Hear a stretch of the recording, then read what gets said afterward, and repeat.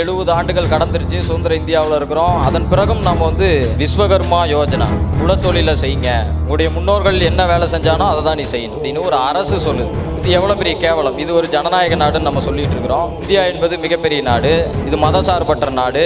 அப்போ இந்த நாட்டின் பிரதமர் அவர் ஒரு மத கோட்பாட்டுக்கு ஆதரவாக பேசுகிறார். அதெல்லாம் எங்கேருந்து வருதுன்னா, இந்த சமூகத்தில் இருக்கக்கூடிய ஆண்டாண்டு காலமாய் 2000 ஆண்டுகளுக்கு மேல் இருக்கக்கூடிய சாதி அடுக்குகள் தொடர்ச்சியாக நம் மீது திணிக்கப்படுகின்ற இந்த அவலங்களின் வெளிப்பாடு தான் அது.